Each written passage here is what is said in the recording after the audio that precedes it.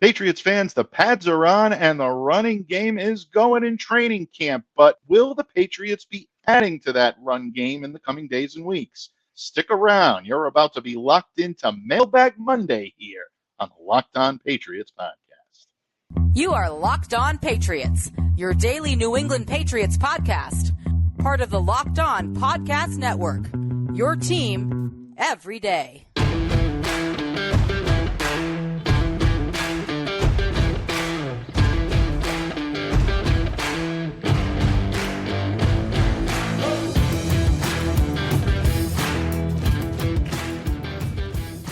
Hello to all of you Foxborough faithful. Thank you once again for making Locked On Patriots a daily part of your New England Patriots coverage. And of course, your first listen every day. Subscribe or follow for free on YouTube or wherever you listen to podcasts to get the latest episode as soon as it is available. Folks, it is Mailbag Monday here on Locked On Patriots, and all of you everydayers know that all of your phenomenal work is featured here each and every Monday. And if it's Mailbag Monday, that means it is also hashtag Locked On Murph Monday, and that means I am joined by my good friend, my cohort in crime, the Green King of Sting himself, Thomas Murphy of E2Gsports.com. Thank you for coming to me in friendship and for joining me today, Don Murph. Oh, always a pleasure, Michael. Always a pleasure. It's not Monday if we don't get together.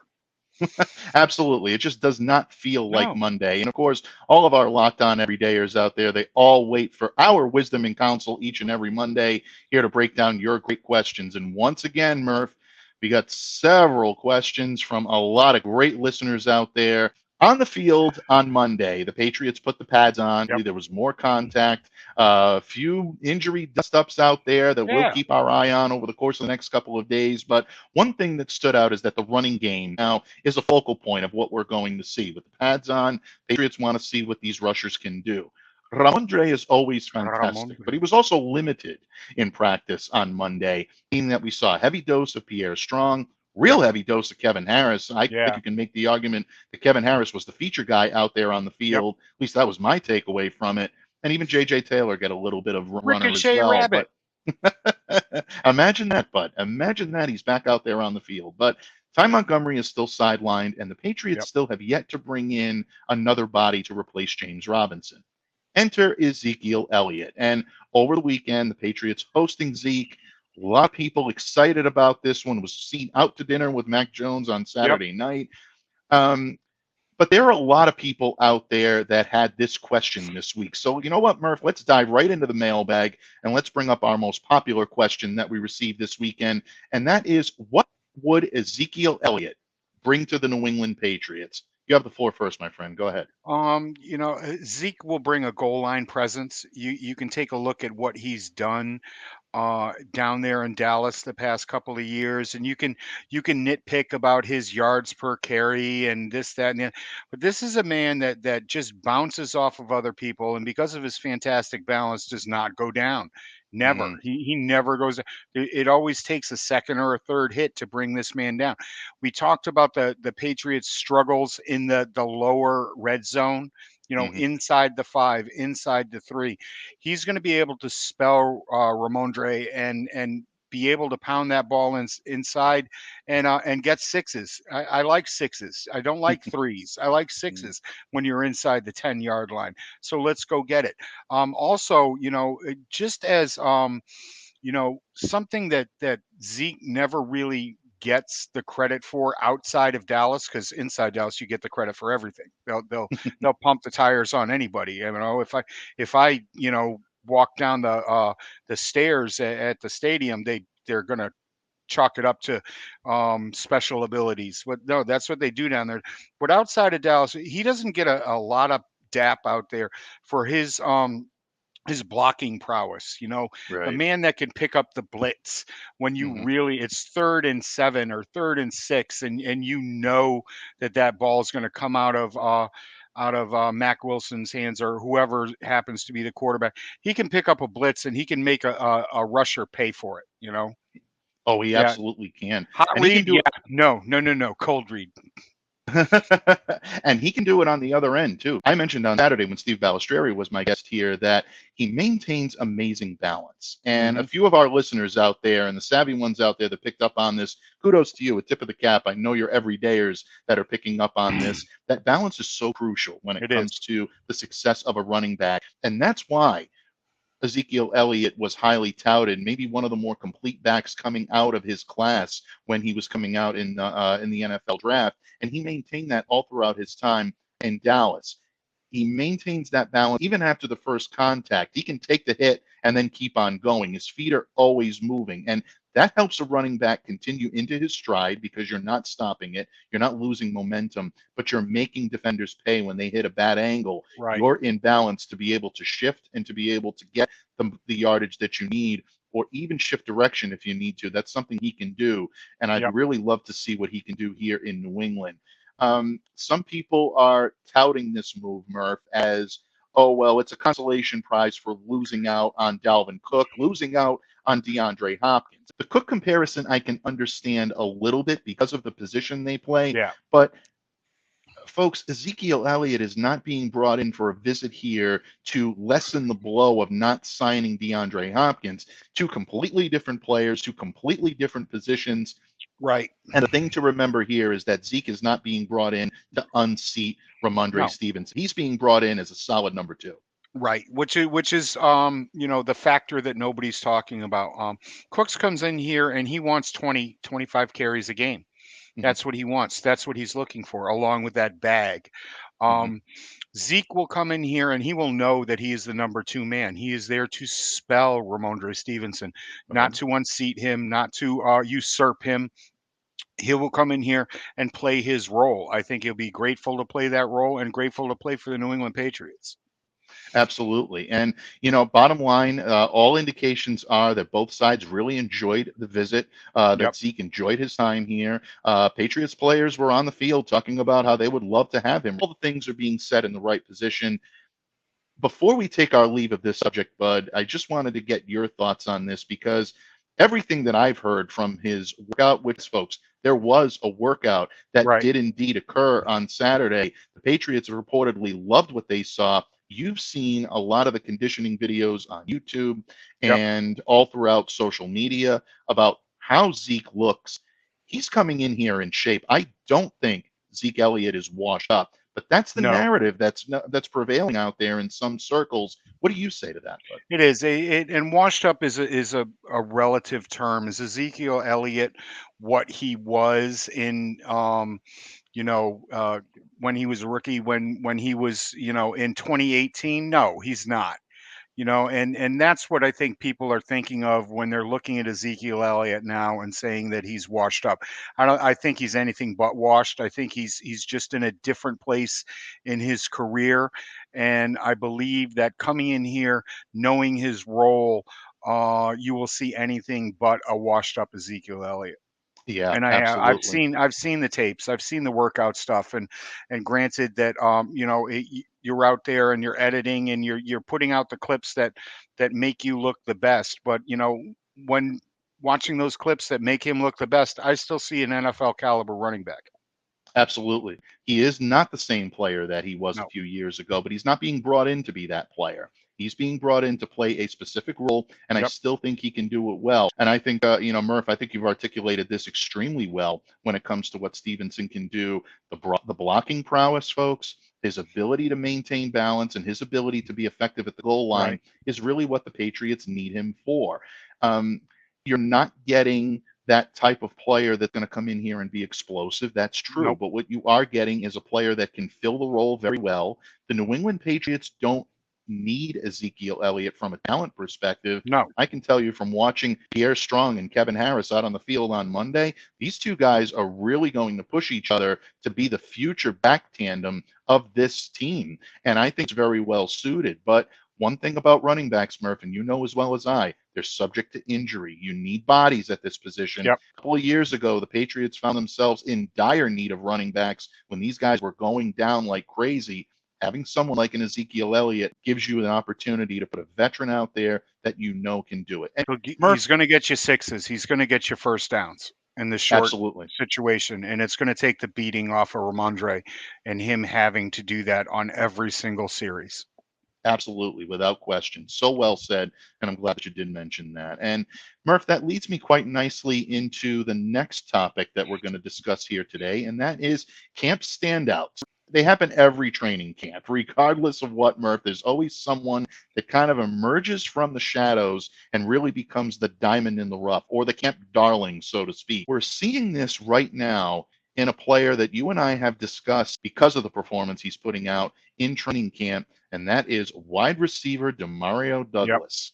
Demario is all over the field, including aligning with the starting lineup All over on the numerous papers. occasions, and he is really, really garnering an awful lot of attention from members of the media that just can't seem to get enough of watching them.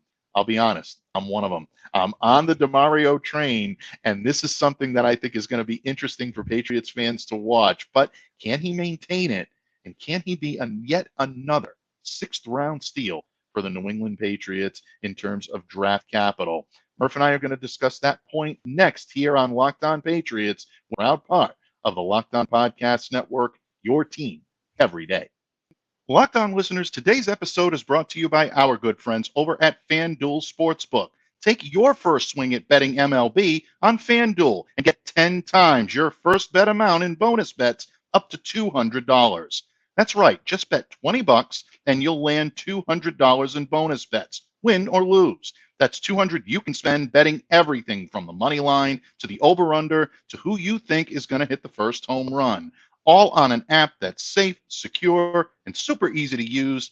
Plus, when you win, you can get paid instantly. Take it from your favorite team in Fenway. It is not over until the final pitch. There is no better place to bet on MLB than FanDuel, America's #1 sportsbook. So sign up today and visit FanDuel.com/lockedon to get up to $200 in bonus bets. That's FanDuel.com/lockedon. FanDuel, official partner of Major League Baseball. Patriots fans, thank you once again for making Locked On Patriots a daily part of your New England Patriots coverage and your first listen every day. And Murph, it is Mailbag Monday, and we continue to dive in to the mailbag. And Ezekiel Elliott was the most popular topic over the weekend for a lot of reasons. People are excited about the prospect of him coming in. Some fans are not so excited about it, but it's a hot topic. Everybody seems to have an opinion. I think really one of the most surprising aspects of the mailbag that we received this week was the amount of questions we received on Demario Douglas. Yep. Now, Douglas is coming in as a sixth-round pick. Not a whole lot of light shed on him when he was first drafted, but the more people saw from him, the more they watched his film from his time at Liberty, the more they saw his ability to incorporate himself into a Bill O'Brien offense as a diminutive but fierce slot weapon. People started to fall in love with his game. Performed well during OTAs, performed well during mini camp, just that small little snippet that we received. But he's been a standout in training camp so far, so much to the fact where Bill O'Brien is working with him as part of his A-team offense. Murph, when you look at Demario Douglas, you look at his history, you look at what he's doing in camp, is this another potential sixth-round steal for the New England Patriots? Yeah, I do. Both of us were kind of on the Kayshon Boutte train early on, and seeing the film and the things that he was able to do at LSU in his first year, his second year before he got injured and banged up, and I was wholeheartedly there. Well, what this young man has been able to do running with the ones has opened a lot of eyes. And yeah, I do believe that he could be, another one of those diamonds in the rough, a Butler type of find here for the Patriots. And it's usually happens on the other side of the ball. I'd really like to see it, happen here because it hasn't happened in a while. Yeah, without any question. You talk about diamonds in the rough, and it's early to be able to do that. It is. Patriots just finished their 5th team practice on Monday, and there's still a lot of football to go, folks. There's still a lot of padded practices. There's still preseason games and eventual roster cut down. So the bars continue to be raised each and every day out on the practice field. But I will say this, Demario was still running with the ones on Monday, even threw Yep. a couple of nice blocks in there. This kid is fearless, and he's got what I like to call the double A's, which really, I think, are imperative traits to have for an effective slot receiver in a Bill Right. O'Brien offense. Really any slot receiver, but especially under O'Brien. Agility, athleticism. This kid's Yep. got them both. He might be only 5'8", 180 pounds, but Right. he's solid. This kid is And not going to go down on first contact. He's going to mix it up with you a little bit. he is, but it's easy to look great when you're out there in shells or just helmets and t-shirts and everything, and the speed is out there. Let's see what the kid does this week with the full pads on. Okay, True. Just a little bit of caution here, folks. Yeah. Just a little bit of caution. It's a completely different animal when everybody is geared up. Very good point, and I'm glad that you mentioned that because it is early, and if you can hear the excitement in my voice when you see him on the field, it is Right. infectious. You really get a great feeling by watching Demario Douglas play because he looks like an underdog and he plays like one, and he's playing at a higher level than any of us had anticipated going into camp. Save for a few of you out there that have been dropping his name into the comments, and all of you Yep. everydayers out there, tip of the cap. You're definitely good at identifying talent, but here's where I think he can really excel, even with the pads on, even with the contact that he's Right. going to get. He can anticipate how defenders are going to attack him. That's one thing that short players, and believe me, I know this from personal experience, have to do. You can't rely on physical No. imposition. You have to learn how your defender is going to attack you and then react to it. That's where I see a lot of Demario Douglas in guys like Wes Welker, Julian Edelman. I'm not comparing them, folks, but these are players that were diminutive players as well that had to use their intelligence and their football savvy to be effective. I see a lot of that in Demario on the field right now. He's got the skill to be able to evade tacklers, especially when he has the ball in his hands in the open field and in open space. And we really saw that on Sunday. That's where Demario Douglas really popped off of the page. And you saw just about every beat writer write an article or at least have him be a prominent part of their post-practice notebook on Sunday because of that reason. Great acceleration, phenomenal speed, and that I think he can use to his advantage, especially when he identifies when teams might be playing him in soft coverage. And Murph, coaches are prone to that. They're going to fall into that. Yep. They may look at Demario Douglas at 5'8", 180 pounds and say that we can afford to play him in soft coverage. Let him beat us. Demario Douglas may have the skill set to be able to beat these guys. He might be actually be able to do that. And I've held his smallness, his SM allness against him, but it might play to his advantage.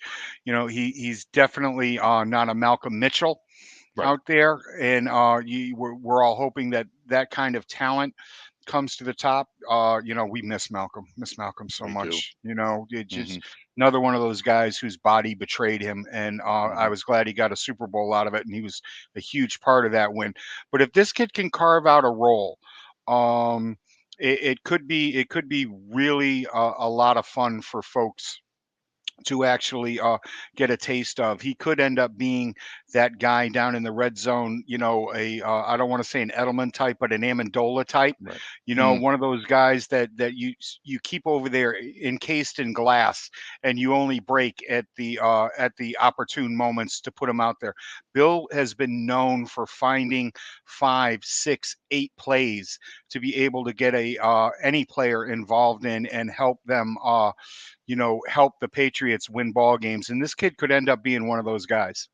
Yeah, without any question. And again, this is one of the reasons why the two of us were very content with what the Patriots had in the wide receiver cupboard. And one of the reasons why we didn't feel that when they lost out, quote unquote, on the services of DeAndre Hopkins, that this team was doomed, because there is a great deal of talent at a lot of different areas on this wide receiver core. Maybe not the top level talent that's going to make the ESPN highlight reel, but at the same time, you've got guys like Parker and, that can play the X position. You've got versatile guys like Kendrick Bourne that can get Right. in and out and play multiple positions. Tyquan Thornton to be the stretcher of the field that you need him to That's be. it. Juju Smith-Schuster in the slot. And then you've got rookies like Demario Douglas. And I'm still convinced that if he can put it together on the field, Kayshon Boutte can be a steal Right. as well, because I do think that he has the talent level to be an effective receiver at the pro level. To me, it's going to be all about buy-in. But at the same time, you look at what the Patriots have top to bottom here,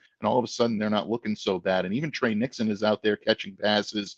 I think the Patriots pass catchers might be a little better than they're getting That's it. national credit for out there. And Douglas is a big reason why. He really is. He's a huge reason why. And like I said, so often people scratch their heads when they're looking at the way that Bill puts together a roster. Okay, Bill puts together a roster so it can be as versatile as it possibly can be, so that he can go in from one week to another with a completely different game plan as to how he's going to attack a defense's weakest link.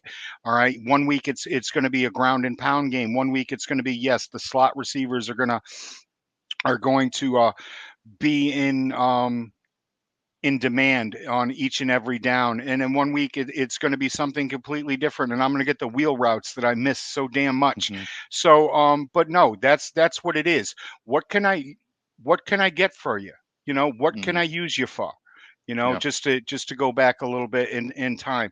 What can I use you for? If I can use you for 4 plays, and those 4 plays are going to end up getting me 6 points, yes, that's when you see people like Douglas. That's when you see guys like Ezekiel Elliott contributing on not maybe in every week on the stat sheet, but every other week you'll see it. Absolutely, and very well said. And again, these are the types of players that help the New England Patriots to be a team that is 12-5. dangerous, that is always a team that you have to be careful of. And publication for which I write, Sports Illustrated, feels that they are right now number 12 and ranked in possible Super Bowl contenders. And that 12. raised a lot of eyebrows. A lot of people were surprised that the Patriots were that high, but Bill Belichick always gives this team a puncher's chance, regardless of what people think of his GM skills or whatnot on the field. He knows how to push the right buttons. And with the proper coaching staff in place and guys like Bill O'Brien and Adrian Clem righting the wrongs that we saw last year out there on the field. And we are already seeing that. We are already seeing that. There are absolutely. You are not seeing the false starts. You are not seeing the the offensive line completely stepping on each other's feet out there. Everybody knows where they're supposed to be. Everybody's off on the snap and not 2 seconds before it. It's a beautiful thing. One of the big things that I am really enjoying during Camp Murph is watching this Patriots secondary come together. Christian Gonzalez is an absolute joy to watch, but it's deeper than just Christian. Jonathan Jones is stepping up big time. Marcus Jones is looking pretty good, although he had a little bit of a rough day on Sunday. But you get the impression that even guys like Miles Bryant and Jack Jones are ready to take it to the next step. And Jalen Mills and Adrian Phillips are definitely trying to fill that void left behind by even our boy Bolden. Absolutely. Isaiah Bolden is in there. And folks, Murph told you right from the beginning, don't bet against the Bolden. Don't bet against the Bolden. Don't be a bit surprised if he cracks this 53-man roster, folks. But in all seriousness, the New England Patriots secondary is going to have to be pretty good to be able to withstand the onslaught of some of these top-level offenses that they're going to be seeing in 2023. Several of you had the question. Murph and I are going to tackle that question and more. Is this Patriots defense capable of shutting down top teams? Something the Patriots struggled with last year. How are they equipped to be able to deal with it this year? Murph and I will discuss that point when we continue right here on Locked On Patriots, a proud part of the Locked On Podcast Network, your team every day. Patriots fans, thank you once again for taking time out of your busy schedule to join us here on hashtag Locked On Murph Monday, Mailbag Monday, and Pad Monday. It's a real special day here in Patriots Nation, folks. The trifecta. Gotta love it. Absolutely gotta love it. And who better to join me here on this momentous Monday? This Monday just keeps getting names, doesn't it, Murph? Then my good friend, the Count of Murphy Fisto himself, the legendary Thomas Murphy of E2Gsports.com. One of the standouts so far of this defense has been the play of secondary.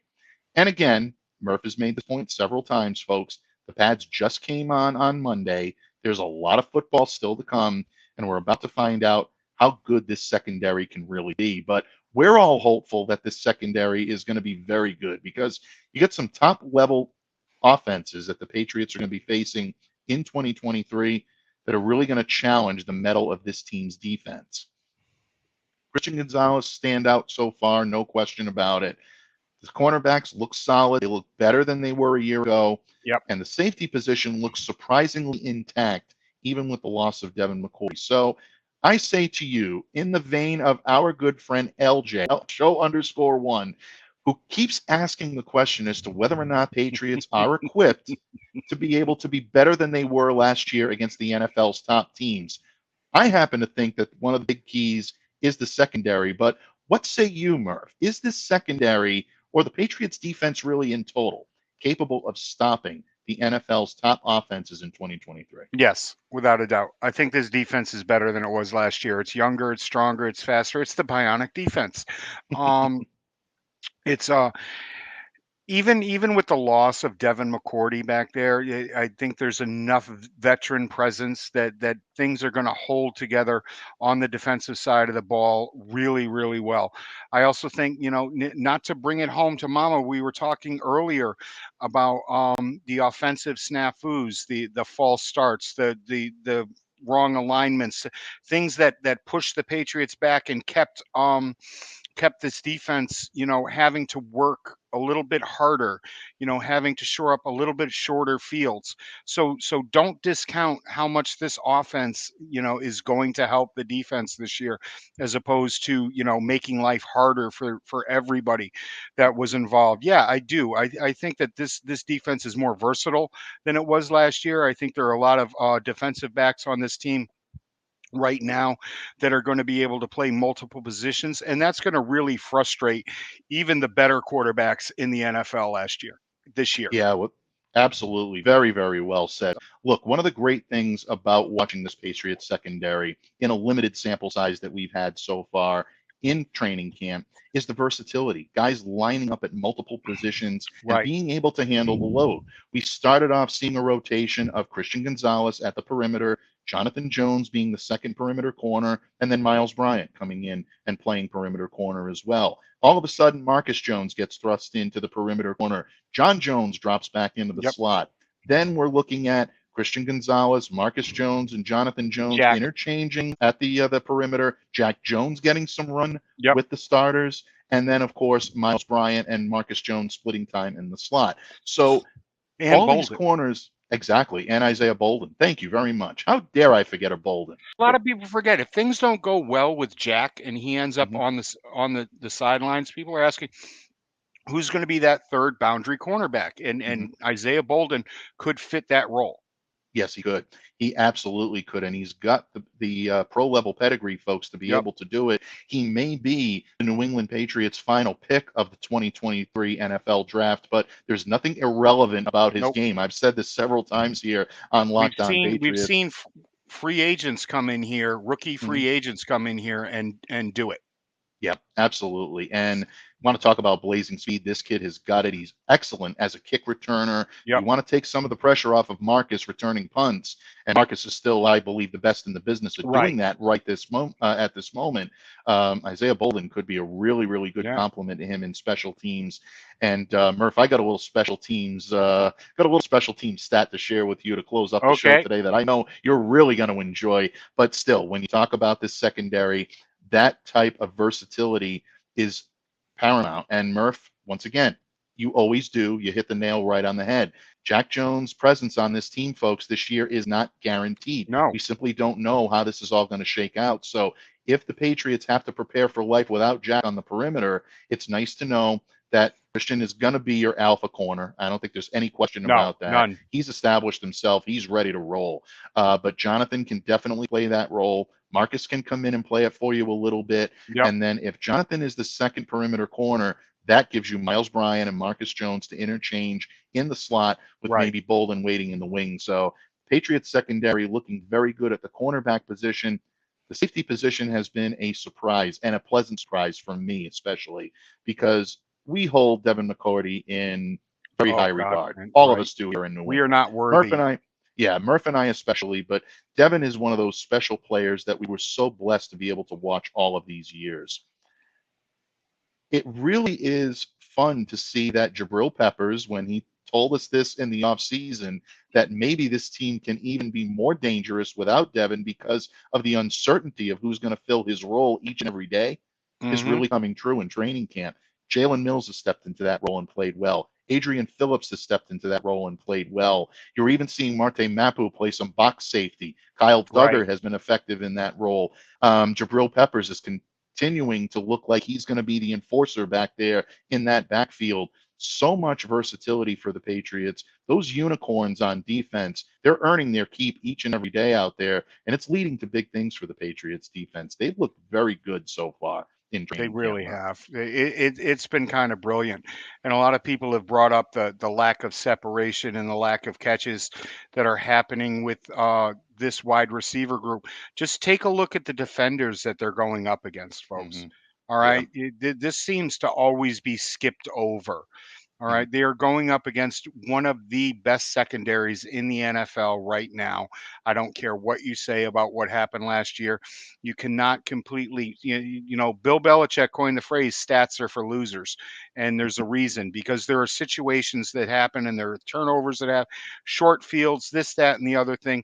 This is an opportunistic defense that is going to put numbers up on the board, on the scoreboard, and keep the opponents off it.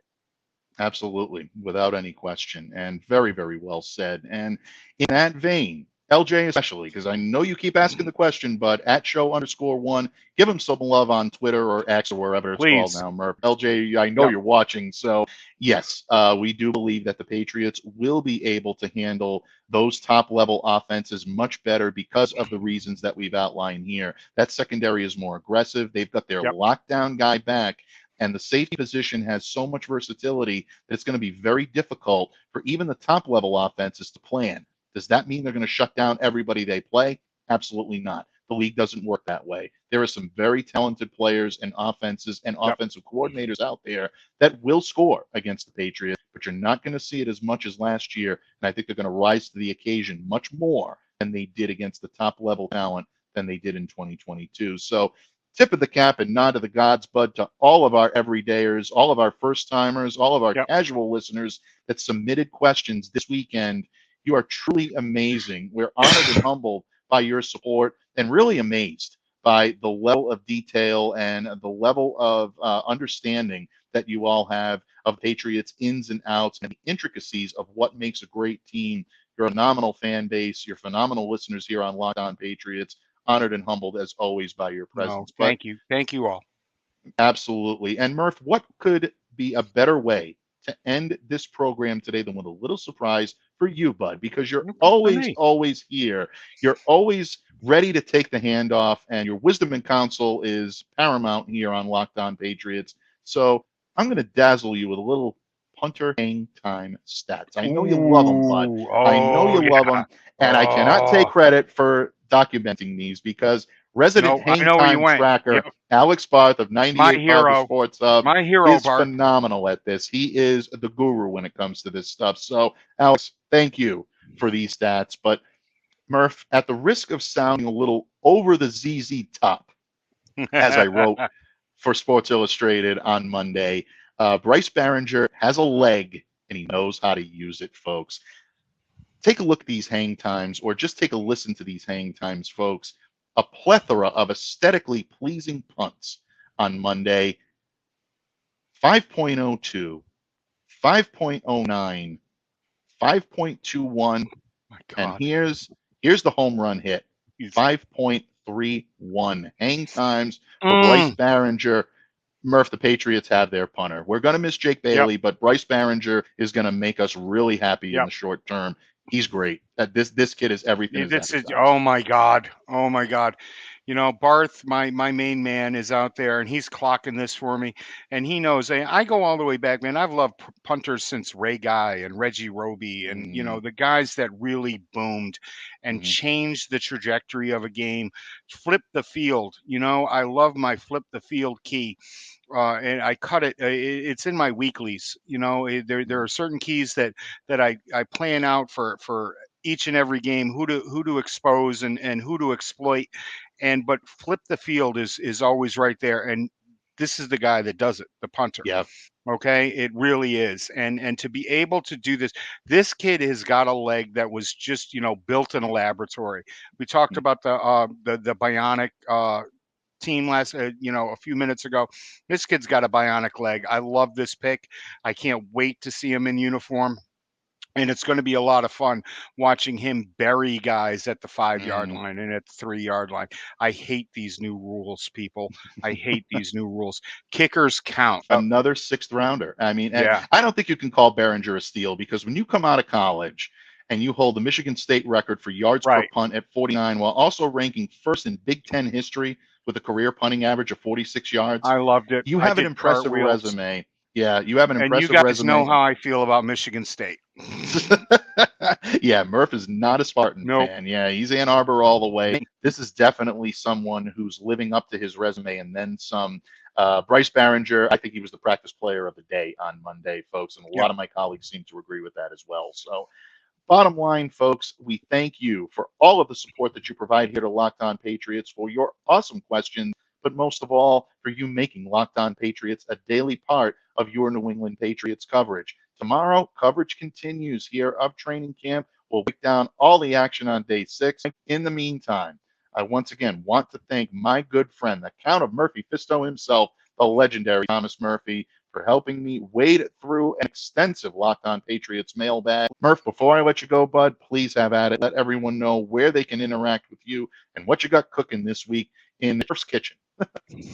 Well, of course, you can follow me on the X app, the Bird app. Thank you very much. At TMurph207, you'll find all my stuff there. I've got a nice little piece on Alex Verdugo and why Chaim Bloom should not trade him right now at the deadline. No, don't do it. And of course, I have some more Red Sox news up all week long. Taking a week off from One Patriots Place while I'm decompressing and reconfiguring how we're going to go forward there. And of course, just one more little note out to LJ. The Pats are going to sweep the Tua this year. They're going to sweep Tua. 2-0. You heard it here first, folks. 2-0 versus Tua. Murph said it, but you heard it here first, folks. So keep remembering that.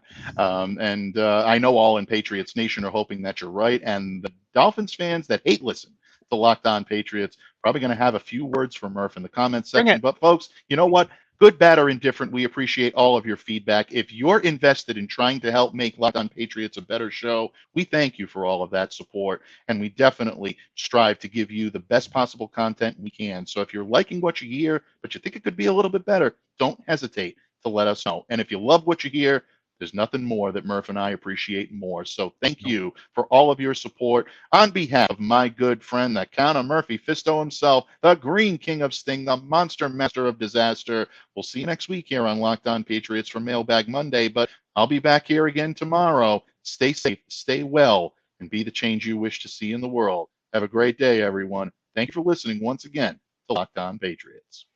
Bill Murray rules. Bill Murray rules. Cinderella story.